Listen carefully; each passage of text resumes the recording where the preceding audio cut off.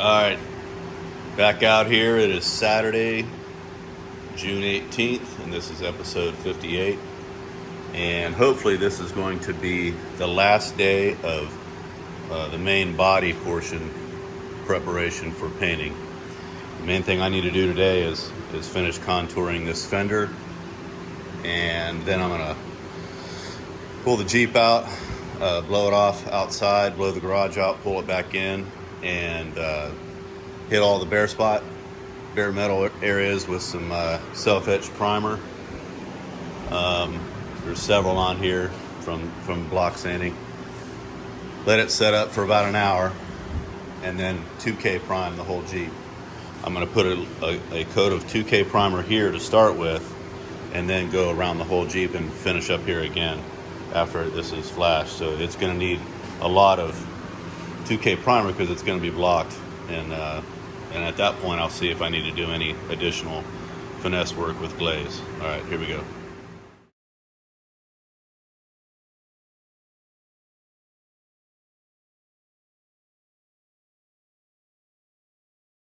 All right, so one of my followers out there, Jim, brought to my attention the need to remove the windshield to body seam, in this cowl area, and because I had taped it off and wasn't thinking that I really actually needed to remove that so I could get paint up underneath here and also not risk not getting enough paint. Anyway, I'm glad I did that, because as you can see, there is rust here that, if left unchecked, could have eventually rusted through the windshield frame, and that wouldn't be good. So thank you, Jim, for pointing that out, and now I have an opportunity to clean that up, put some rust reformer on it, and then prime it when I go to prime the whole Jeep body. So thanks, Jim. All right, see you soon.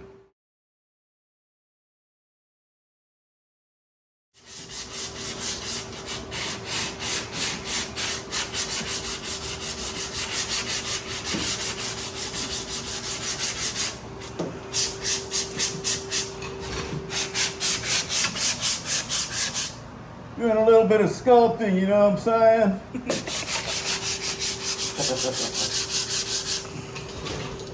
Yeah, I know what I'm saying.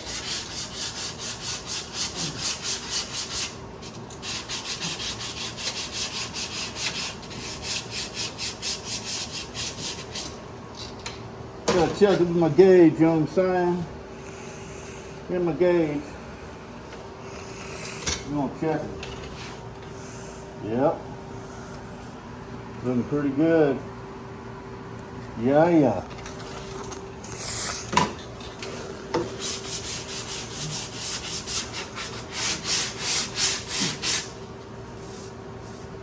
Built this lip in here, like that one.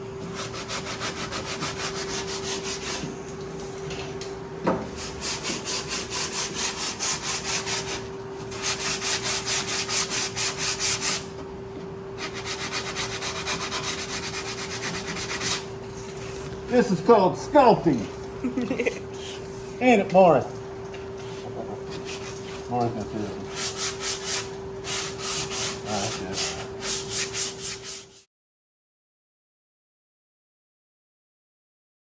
All right, after sculpting on it for a while, I've got it where I think I need it to be. Again, it's not perfect like that other one, but it's awful close. So that is a light coat, or a final coat of the light body filler just over the whole thing.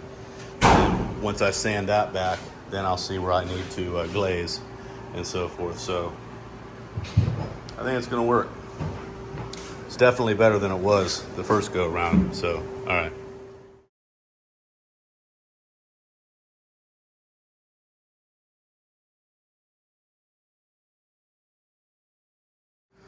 All right, we got this sanded, and I applied some rust reformer to those rusted spots.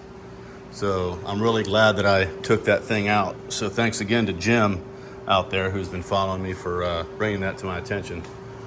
Because I would not want this rust to go on like I said, unchecked, that could be a real bummer in the years ahead, because it could continue to rust, and then I'd see problems leaking and wouldn't be able to do anything about it. So that's going to get an overnight dry, and then I'll prime it tomorrow. But we're about to finish up on this fender, maybe put some glaze on it, and get it as smooth as we can, and then we'll put a full coat of 2K primer on it, and then a full coat of 2K around the whole Jeep, ending up here again. And then hopefully tomorrow we will be cleaning out the garage. Isn't that right, Carter? Mm-hmm. And getting ready to paint Monday morning. All right.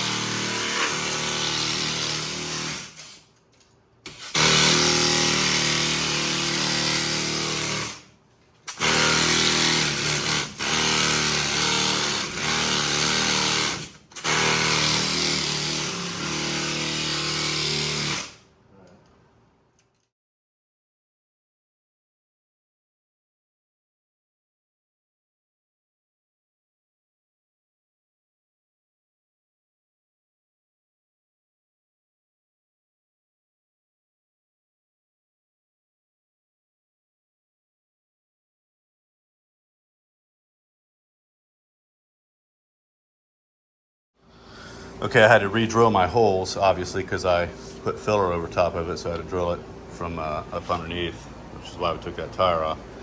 But in addition to that, I've got to try to create this body line there, like this one. So what I did is I measured from the beginning of that hole out to the along this plane, which is basically parallel with the over here. To see how far out I need to bring that, and so I drew a pencil line, and that's where I need to go. So I'm going to try to approximate that body line there. Even though this is flat, I can't get this one perfectly flat because of the fender is slightly tweaked, but I'll get it close. So here we go.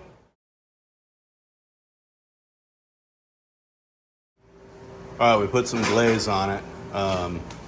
I had to rework this area here to try to replicate the profile of that, and that's pretty good. Might do a little bit more on it after I'm done sanding the glaze off, but that's pretty much all we're waiting for right now, is to get this where we want it to be before we put primer on it. I'm gonna have to not put primer on the windshield frame until tomorrow. And I can do that probably with just a rattle can, but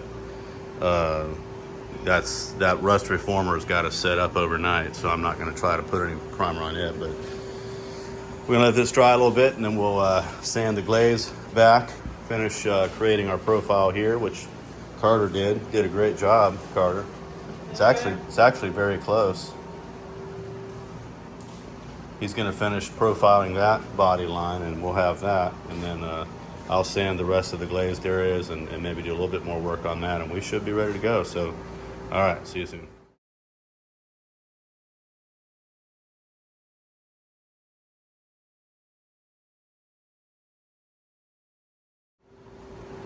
All right, I think I'm done contouring and sculpting on this thing. So, got this body line here pretty good. Kind of fades off about midway on those holes, kind of the same way this one does. The only thing of it is, this fender is not perfectly parallel with the floor, and where this one, well, I mean, it's not perfect, obviously, but it's more flattened, parallel to the floor. But the reason that is because when it was wrecked, what I've discovered is that it not only somehow pushed the fender down slightly, but tweaked it kind of up at the same time. It's kind of weird because the whole grill on this side, it's very slight, but it's lower on this side, but yet the fender is kind of tweaked up. It's really strange. I don't think the frame is bent though, because driving it down the road, it drives perfectly straight. It's not pulling or anything, but in any case, I am going to stop on this now. What I'm getting ready to do is pull it out of the garage, blow the garage out, and then I just want to get a coat of primer on it. I know there's still going to be some areas I've got to hit. There's a couple pinholes in that. I think there's probably going to be a little bit of work over here to do, some odds and ends stuff, but I want to get some primer on it, get some primer on the whole Jeep and have a good look at it. So that's what I'm about to do. All right, here we go.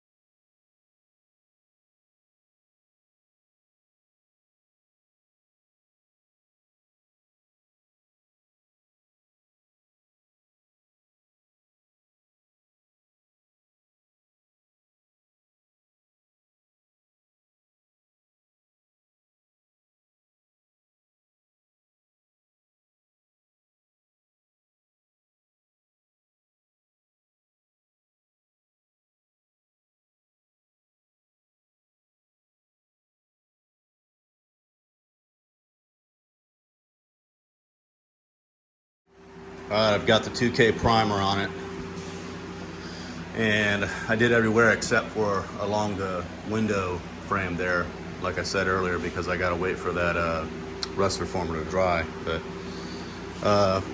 fenders get pretty good. There's some little bit of work I'm gonna have to do down here. It needs to be smoothed right around in here as well. Got some glazing to do there and right there.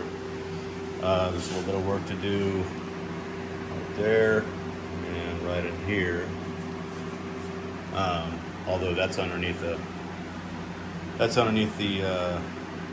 marker light. Well, no, not all the way out to here though. It's not. So anyway, I'll address that. Grill looks pretty good. The fender's good right there. Everything looks good down through there. This is much better. I don't feel the dimple that I used to. Maybe right there. We can't really see it. Here, it's definitely, yeah, it's flat. I put some extra primer there because I think I'm going to sand some more anyway. But everything's looking pretty flat, pretty straight. I don't see any major issues. There's a little bit of, I have to do some glazing right there. Maybe clean my line out a little bit better. A little bit of glazing right here.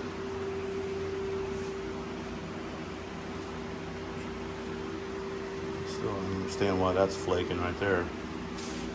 Anyhow, that's everything's looking pretty good overall.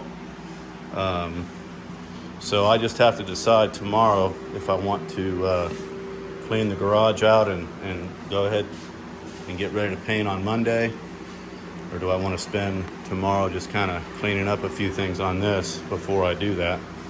So I'll have to just contemplate that for a little bit. But yeah, the fender looks much better than it did. That looks more like that one over there now. So all right, we'll catch you guys later. It is beer 30.